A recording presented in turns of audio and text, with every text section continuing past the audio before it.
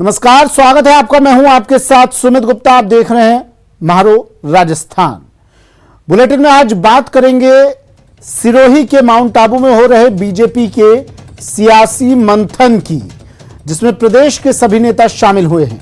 इसके बाद बात होगी राष्ट्रपति पद के प्रत्याशी यशवंत सिन्हा की, जो समर्थन में अपना समर्थन मांगने के लिए जयपुर पहुंचे हैं। साथ ही चर्चा करेंगे जोधपुर में सीआरपीएफ जवान की, जिसने खुद को गोली मारकर खुदकुशी कर ली।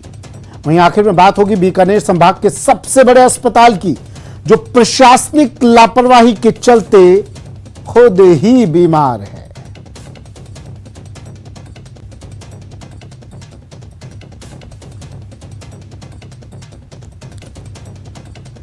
चलिए, और बुलेटिन की शुरुआत बीजेपी के मिशन 2023 की खबर से। माउंट आबू में बीजेपी के प्रदेश स्तरीय प्रशिक्षण शिविर के आज दूसरे दिन कुल 7 सत्र में बीजेपी कार्यकर्ताओं को जीत का मंत्र दिया जा रहा है। माना जा रहा है कि प्रशिक्षण कैंप आने वाले चुनाव में मील का पत्थर साबित होगा। इस मौके पर बीजेपी के प्रदेशाध्यक्ष सतीश पूनिया ने कहा है कि बीजेपी के कार्यकर्ताओं को सोशल मीडिया की टिप्पणियों पर किस प्रकार से व्यवहार करना है, मानहानि से कैसे बचना है, किसी को जनहानि ना हो, यह तमाम प्रशिक्षण दिया जा रहा है। भाजपा प्रशिक्षण वर्ग को लेकर मंगलवार को भाजपा के राष्ट्रीय अध्यक्ष जेपी नड्डा पहुंचेंगे और प्रशिक्षण वर्ग में हिस्सा लेंगे। मंगलवार को ही वर्ग का समापन किया जाएगा। कृषि विकास में जो नीतियां थी उनका क्या परिणाम रहा, वो सत्र हुआ।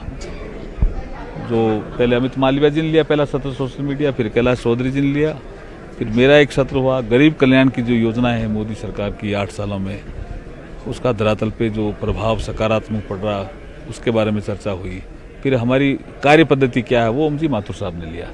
इस तरह से 4 सत्र हुए हैं अभी तक, अभी लंच है, फिर सत्र होंगे हमारे। ये प्रशिक्षण का जो कार्यक्रम है, इसमें हमारी जो विचारधारा है वो भी पुष्ट होती है, और कुछ सरकार में रहते हुए जो नए डेवलपमेंट होते हैं, जो निर्णय लिए जाते हैं, वो कार्यकर्ताओं तक सीधे पहुंच जाते हैं और ऑथेंटिक पहुंच जाते हैं। इसलिए प्रशिक्षण का महत्व है।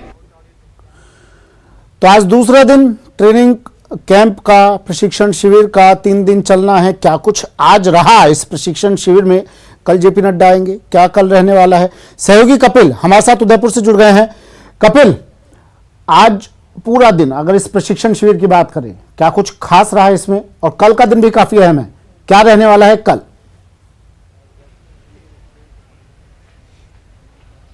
जी बिल्कुल, देखिए सुमित, 7 सत्र आयोजित हुए और 7 सत्रों के जो विषय थे वो बेहद महत्वपूर्ण थे। ये जो विषय चयनित किए गए थे, ये आगामी विधानसभा चुनाव में बीजेपी को कैसे मजबूती के साथ चुनावी मैदान में जाना है, इसको ध्यान में रखकर तय किए गए थे। आज के दिन की शुरुआत सोशल मीडिया मैनेजमेंट को लेकर शुरू हुई, जिसमें आईटी सेल के अमित मालवीय जो है, उन्होंने ये कोशिश की कि इन सभी पदाधिकारियों को समझा सके कि कैसे सोशल मीडिया का उपयोग करना है ताकि वो पार्टी के लिए फ़ायदेमंद हो सके।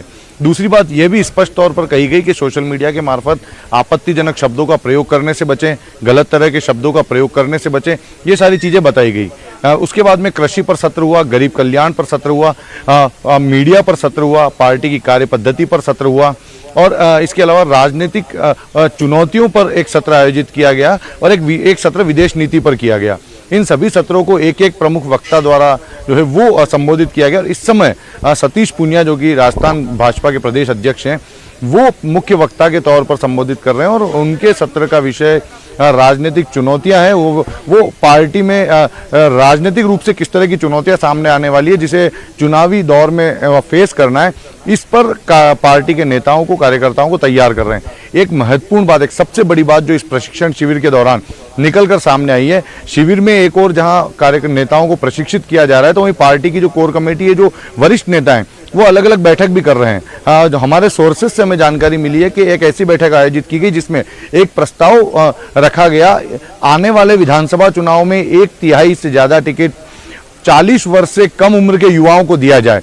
ऐसी मंशा भाजपा के प्रदेश स्तरीय बड़े नेताओं द्वारा ये रखी गई, और उनका कहना है कि राष्ट्रीय नेतृत्व जो है वो भी इस ओर इंगित कर चुका है। उसकी भी यही मंशा है कि युवाओं को आगे लाया जाए, 40 वर्ष से कम उम्र के युवाओं को ज़्यादा से ज़्यादा मौका दिया जाए। तो ये एक बड़ा निर्णय इस प्रशिक्षण शिविर के दौरान निकलकर सामने आ सकता है। दूसरी, गुटबाजी को लेकर इस पर लगातार चर्चा की जा रही है। ये स्पष्ट कर दिया गया है कि पार्टी में किसी भी कीमत पर गुटबाजी को बर्दाश्त नहीं किया जाएगा।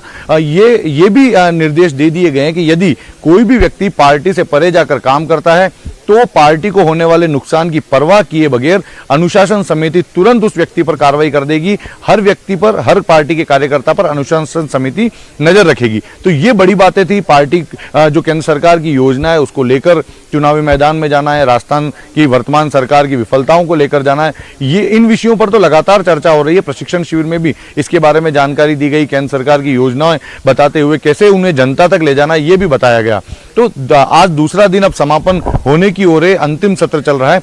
कल भी जो है, कल सबसे महत्वपूर्ण दिन होगा जब राष्ट्रीय अध्यक्ष जेपी नड्डा यहां पर आएंगे। किस तरह का कल कार्यक्रम रहेगा, हमारे साथ में प्रतीक, प्रतीक, कल किस तरह से कार्यक्रम रहने वाला है? जी बिल्कुल बताना चाहूँगा कि कल जो है राष्ट्रीय अध्यक्ष जेपी नड्डा जी यहाँ पर आ रहे हैं, जो सुबह जो है यहाँ पर आएंगे और उसके बाद में आबू रोड में जो है ब्रह्मा कुमारी का एक प्रोग्राम है, वहाँ पर कुछ समय देंगे। इस कार्यक्रम के बाद में फिर यहाँ पर आएंगे। जो 2 सत्र का जो कार्यक्रम है और समापन होगा उसमें कहीं ना कहीं देखा जाए तो वो अपना जो है यानी कि जो व्याख्यान करेंगे। उसके बाद में कहीं ना कहीं देखा जाए पार्टी को किस प्रकार मजबूत किया जाए और आगामी रणनीति को लेकर किस प्रकार से आगे बढ़ा जाए। और वर्तमान में जो जिस प्रकार से जो राज्य सरकार जो है उसको विफलताओं को कैसे घेरा जाए उसको लेकर पूरा जो है एक पूरी नीति बन चुकी है। और आने वाले समय में जल्द से जल्द इसको लेकर जो है आगे जो है कार्रवाई की जाएगी। और वहीं जो बताया जा रहा है कि जो कल का जो कार्यक्रम जो है जेपी नड्डा के राष्ट्रीय अध्यक्ष के साथ में और कई भी नेता भी जो है उनका भी आने का प्रवास का जो कार्यक्रम बन रहा है। देखिए, जेपी नड्डा का जो सिरोही प्रवास होगा बेहद महत्वपूर्ण रहने वाला है, क्योंकि वो इस प्रशिक्षण शिविर में शामिल नेताओं में जान फूंकने की कोशिश करेंगे। उन्हें ये मंत्र देंगे कि कैसे उन्हें आगामी समय में अपने अपने क्षेत्र में जाकर कार्यकर्ताओं को तैयार करना है और उन्हें भी पार्टी आगे बढ़े, पार्टी के साथ में बूथ स्तर के लोग जुड़े, आम जन पार्टी के साथ ज़्यादा से ज़्यादा जुड़ पाए। उसका मंत्र कल जेपी नड्डा इस प्रशिक्षण शिविर के समापन सत्र के दौरान यहाँ पर मौजूद बीजेपी नेताओं को देंगे। जी सुमित, चलिए ठीक है, शुक्रिया कपिल तमाम जानकारी के लिए। तो जेपी नड्डा आ रहे हैं कल और कल कई कार्यक्रमों में जेपी नड्डा भाग लेंगे यहाँ पहुंचकर। और कल का दिन बेहद अहम क्योंकि आखिरी दिन है इस मंत्रणा का, इस मंथन शिविर का, चिंतन शिविर का, या यूं कहें चुनावी रणनीतियों को लेकर जो तैयारी की जा रही है उस शिविर का। बढ़ते हैं अगली खबर की ओर। यूपीए की ओर से राष्ट्रपति पद के उम्मीदवार यशवंत सिन्हा आज जयपुर पहुंचे। कांग्रेस नेताओं ने उनका स्वागत किया। सीएम गहलोत और यशवंत सिन्हा ने प्रेस कॉन्फ्रेंस भी की। इसके बाद मुख्यमंत्री गहलोत ने कहा कि राष्ट्रपति चुनाव विचारधारा की लड़ाई है, देश के हालात ठीक नहीं है, चारों ओर हाहाकार मचा हुआ है, लोग डरे हुए हैं। सीएम गहलोत ने ईडी, सीबीआई के दुरुपयोग का भी आरोप लगाया। मुख्यमंत्री ने कहा कि यशवंत सिन्हा विपक्ष के उम्मीदवार हैं और कांग्रेस ने इन्हें पूरा समर्थन दिया है। यशवंत सिन्हा ने कांग्रेस के समर्थन देने पर धन्यवाद दिया। मैं जी का यहाँ पर हार्दिक स्वागत करता हूँ।